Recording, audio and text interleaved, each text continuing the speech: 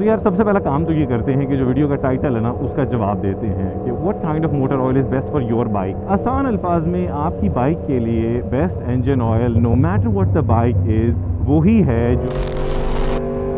अस्सलाम वालेकुम बच्चा पार्टी और बाकी सारे बॉयज़।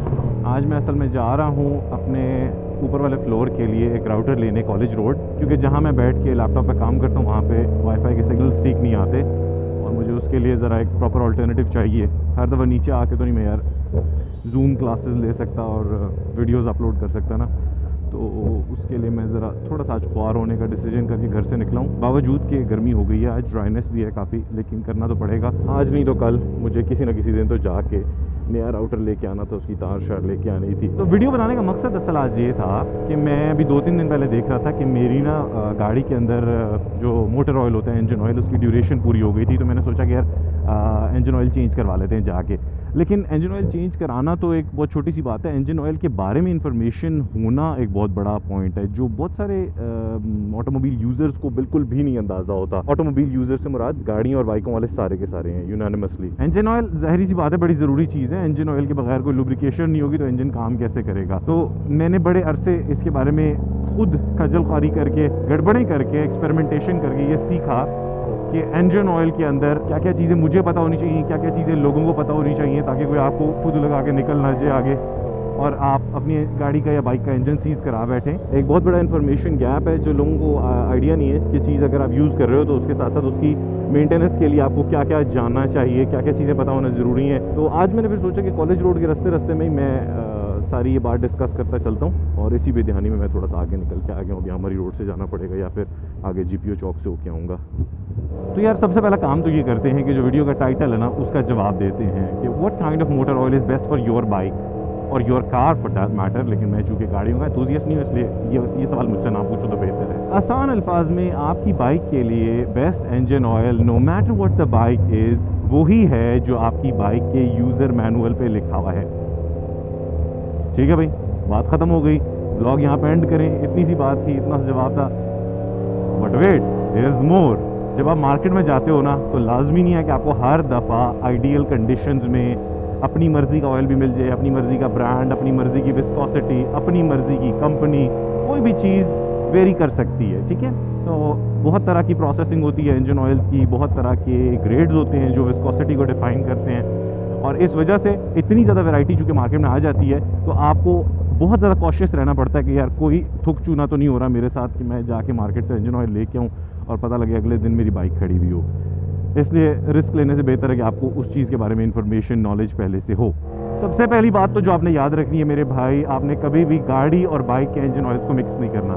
गाड़ी के इंजन बने होते हैं डिफरेंट रेवोल्यूशंस के लिए और बाइक के इंजन बने होते हैं डिफरेंट रेवोल्यूशंस के लिए।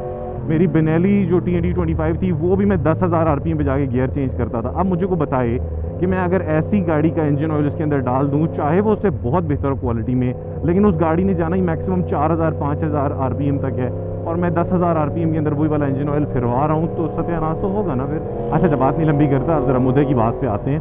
तो कुछ चीज़ें जो आपको इंजन ऑयल खरीदते वक्त और डलवाते वक्त ज़रूर जहन में रखनी है वो ये है कि सबसे पहली चीज़ तो ये है कि आपकी बाइक 2 स्ट्रोक है या 4 स्ट्रोक है।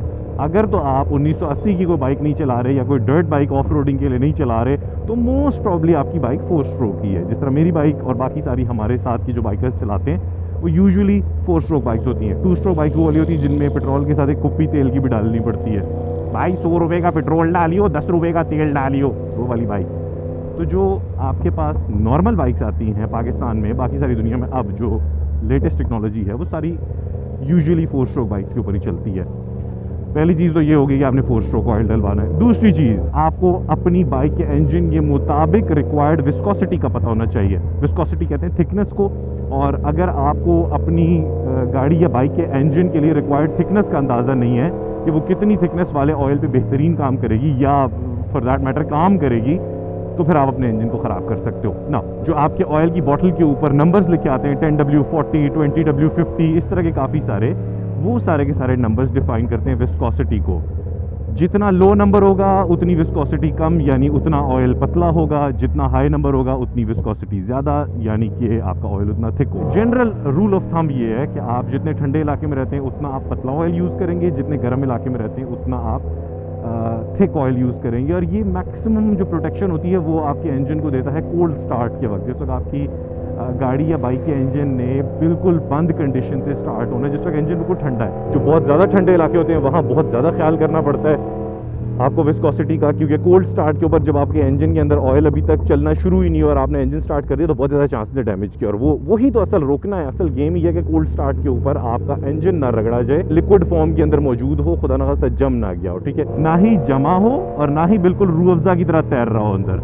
दोनों के बीच का स्पॉट होता है ना जिसमें वो तेल थोड़ा सा पकोड़े भी तल सकते हो और इंजन भी चला सकते हो, वो वाला स्टेज। यहाँ तक होगी बात विस्कोसिटी की, ये भी बहुत ज़रूरी चीज़ थी और आप सबको पता होना चाहिए कि आपके इंजन की रिक्वायर्ड विस्कोसिटी क्या है। ये चीज़ यूज़र मैनुअल भी बता सकती है और बड़े आराम से आपको ऑनलाइन भी मिल जाता है। रिकमेंडेशंस तो अलग बात है, आपको कंपनी का एग्जैक्ट मैनुअल भी पता लग जाता है कि कंपनी क्या रिकमेंड करती है, क्योंकि जब कंपनी ने यार करोड़ों रुपए लगा के, हज़ारों लाखों डॉलर लगा के इतनी R&D की है, इतनी रिसर्च की है उस इंजन पे, तो जाहिर है बगैर इंजन ऑयल के तो नहीं उस इंजन को चलाया था ना, इंजन ऑयल के साथ ही चलाया था। और मुख्तलिफ इंजन ऑयल्स को टेस्ट करके उन्होंने देखा भी होगा कि इसकी परफेक्ट परफॉर्मेंस, पीक परफॉर्मेंस किधर निकलती है।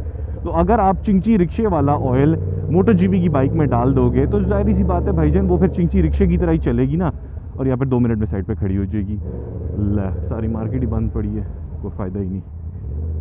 इतना ख्वार हो क्या है भी और कख नहीं मिला भाईजान, बगैर इंटरनेट के गुजारा करेंगे एक और दिन। यार ये हमारे साथ ज़्यादती हो गई है। असल में एक शेड्यूल बना दिया ना हुकूमत ने कि एटलीस्ट 2 दिन मार्केट्स बंद रहेंगी। मेरा ख्याल है पूरे पाकिस्तान का ही है, हमारे साथ हो गया थोड़ा सा चाइना पार्ट, हमारा सारा पेट्रोल और एफर्ट राय कहाँ गई है। चलो जहाँ तक बात कर रहे थे वही बात एंजॉय कर लेते हैं और राइड एंजॉय करके घर चले जाते हैं। तो यहाँ तक विस्कोसिटी की बात हो गई, विस्कोसिटी ज़रूरी है आपके इंजन को प्रोटेक्ट करने के लिए। तीसरी बात पे आते हैं। तीसरी बात मेरे नज़दीक है सबसे ज़्यादा ज़रूरी, और वो है कि आपका इंजन ऑयल कितना रिफाइंड है। रिफाइंड से मुराद उसके ऊपर प्रोसेसिंग कैसी हुई हुई है। 3 तरह के बेसिक इंजन ऑयल्स आते हैं जो हमारी मार्केट में अवेलेबल होते हैं। सबसे पहला तो कन्वेंशनल या ऑर्गेनिक, तीसरे नंबर पे आता है आपका सिंथेटिक, और दूसरे नंबर पे यानी पहले और तीसरे के बीच में आता है आपका सेमी सिंथेटिक ऑयल।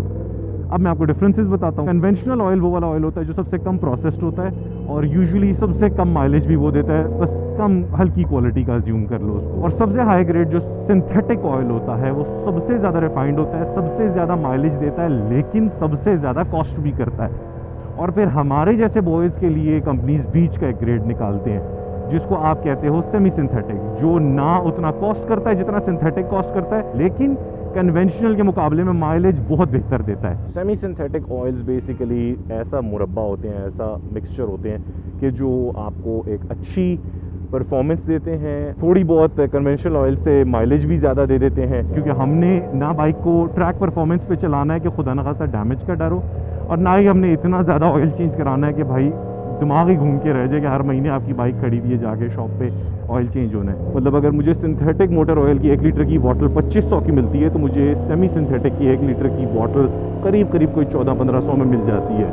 तो इस वजह से सेमी सिंथेटिक ऑयल थोड़ा बहुत बेहतर होता है इन बाइक्स के लिए जो हम यूज़ करते हैं, सुपर स्पोर्ट्स और हाई परफॉर्मेंस बाइक्स के लिए, जिनको हमने थोड़ा खींचना होता है ज़रा नॉर्मल बाइक्स के मुकाबले में ज़्यादा।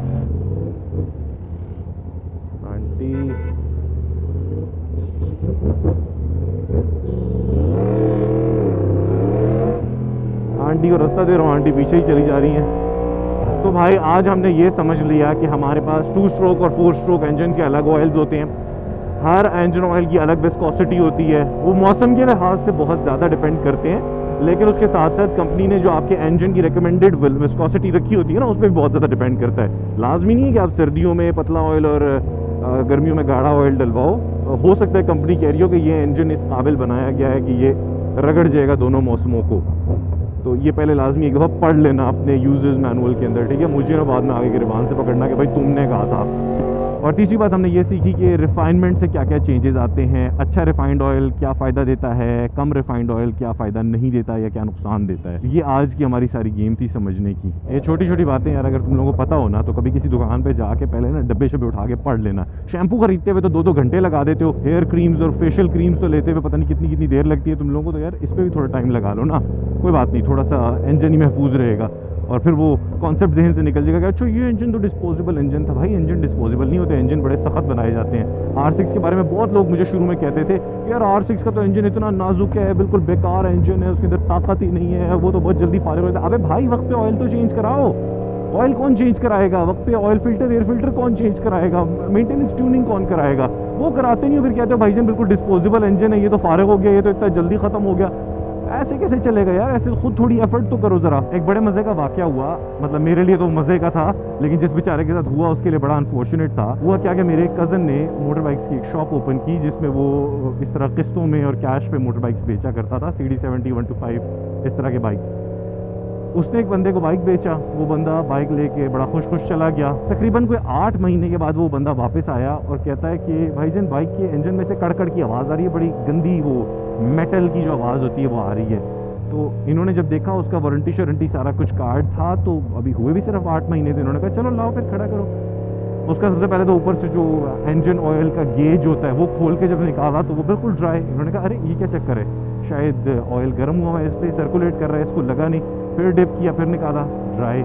अच्छा, अब इन्हें थोड़ा सा शक हुआ। इन्होंने उस बंदे से कुछ पूछने से पहले बाइक को टेढ़ा मेढ़ा करके ज़रा ऑयल देखने की, हिलाने की कोशिश की कि डिप स्टिक पे किसी तरह टच हो जाए ऑयल, पता तो लगे ऑयल किस ग्रेड का है, किस क्वालिटी का है। अच्छा, ऑयल का कोई नामो निशान ही नहीं उस पूरे इंजन के अंदर। अब ज़रा थोड़ी सी तशवीश का इजहार किया और उस बंदे से पूछा कि हाँ भाईजान लास्ट टाइम इंजन ऑयल कब चेंज कराया था? मोहतरम ने क्या फरमाया, बाइक में इंजन ऑयल भी चेंज करते हैं? उन साहब को पहली दफ़ा उस दिन पता चला कि बाइक में सिर्फ पेट्रोल नहीं डालना होता, उसके साथ साथ इंजन ऑयल और बाकी चीज़ें भी मेंटेन करानी होती हैं। और जब इन्होंने मीटर के ऊपर देखा तो वो बाइक 13,000 किलोमीटर चल चुका था। मोहतरम ने रनिंग वाले ऑयल के ऊपर 13,000 किलोमीटर वो बाइक चलाया था और फिर लाके इनके मत्थे लग गए कि ये तो आपने मुझे बाइक गलत दी है, इसके अंदर से कड़कड़ की आवाज़ आ रही है। खैर उनको बिठा के बड़े प्यार मोहब्बत के साथ समझाया कि भाईजान ये जो आपकी वारंटी बुक के ऊपर लिखा हुआ है, पहली 3 सर्विसेज फ्री, इंजन ऑयल आप ख़रीदेंगे, हम आपको सर्विस और चेंज करके फ्री में दे देंगे, ये सारा इसी वजह से लिखा है कि आपने इंजन को मेंटेन करना होता है, जिस तरह गाड़ी का इंजन ऑयल चेंज होता है। ये वो कलम गलम काफ़ी देर उनको बिठा के समझा के तसल्ली दी और उनको फिर ये एक चट्टी पड़ी कि उनका नया इंजन बना कोई 14-15 हज़ार रुपये का, क्योंकि उन्होंने माशाल्लाह से काम तमाम ही कर दिया था। उनका इंजन इस हालत में था कि वो किसी भी वक्त पिस्टन जो है वो लोहे के साथ, वो जिसे कहते हैं ना चक मार लेता है, लोहा लोहे के साथ फंस जाता है, वो वाला सीन होने वाला था उनका किसी भी वक्त। खैर तो ज़रा चल के अपने गुस्से को ठंडा करते हैं। गखड़ प्लाजा के पास से लेमन सोडा पी के, मेरे अब्बा जिस वक्त अपनी यूनिवर्सिटी के टाइम में थे ना, उस वक्त कहते हैं कि हम यहाँ से आके लेमन सोडा पिया करते थे। और ये बात मैं कर रहा हूँ आज को 35 साल पुरानी। तो 35 साल पहले भी ये लेमन सोडे वाला यहाँ पिंडी का सबसे मशहूर लेमन सोडे वाला था। अलग अरे खुला वो भी जाके देखते हैं। रमज़ान में भी 4 दिन रह गए और गर्मी भी सख्त आ गई, खुला तो होना चाहिए। बाकी सारी मार्केट बंद पड़ी है क्योंकि सैटरडे को छुट्टी है।